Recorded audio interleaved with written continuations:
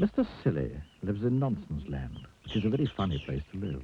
You see, in Nonsense Land, everything is as silly as it can be. In Nonsense Land, the trees are red and the grass is blue. Isn't that silly? In Nonsense Land, dogs wear hats.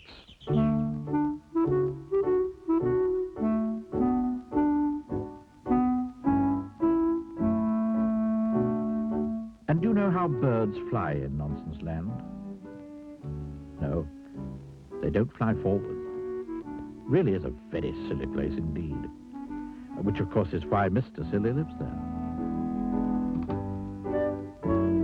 Mr. Silly, in fact, lives in quite the silliest-looking house you've ever seen in your whole life. Have you ever seen a sillier-looking house than this?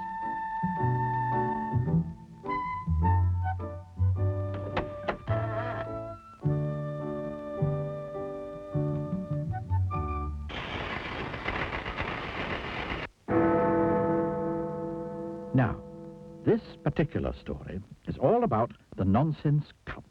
You see, in Nonsense Land each year they hold a competition. And the cup is awarded to whoever has the silliest idea of the year. Mr. Silly had never won the cup, but each night, lying in his bed, he dreamed about winning it.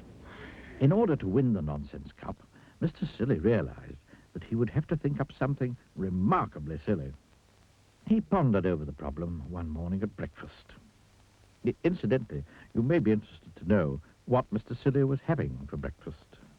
He was having a cup of coffee, into which he put a spoonful of marmalade. After that, he had a cornflake sandwich. And to finish, he had a boiled egg. But being Mr. Silly, he ate the shell as well. Now, isn't that a silly breakfast? Anyway, this particular breakfast time, Mr. Silly was thinking how to win that cup.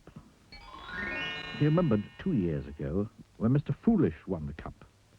Mr. Foolish, who was a friend of Mr. Silly's, had won the cup by inventing a car. It was quite a normal car, apart from one thing.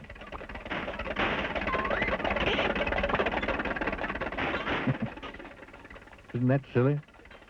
Mr. Silly thought and thought. He even had another cup of coffee with marmalade.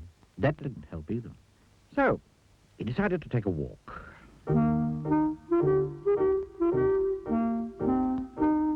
On his walk, Mr. Silly met a chicken wearing Wellington boots and carrying an umbrella. Wouldn't it be silly if you didn't wear Wellington boots and carry an umbrella, he said to the chicken. Meow, said the chicken.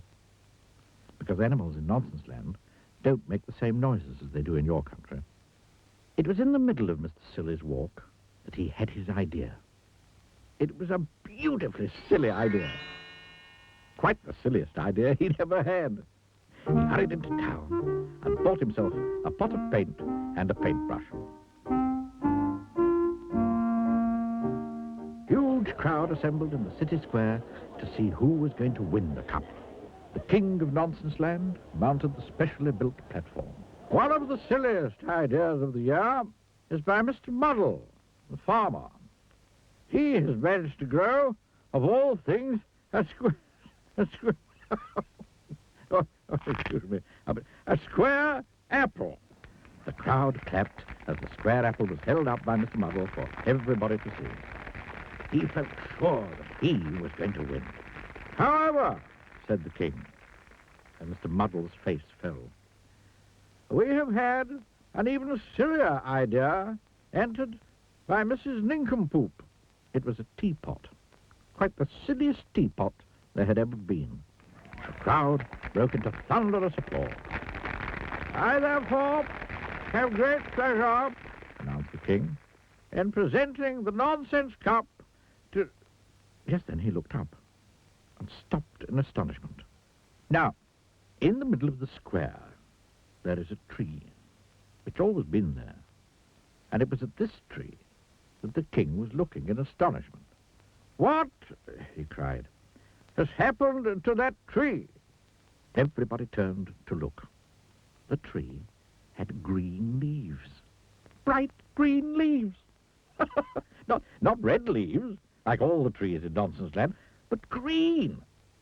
There was a gasp from the crowd. It was me, piped up Mr. Silly.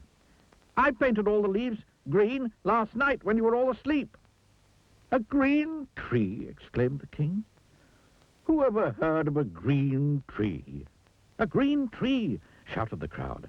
How silly! And they started to applaud wildly.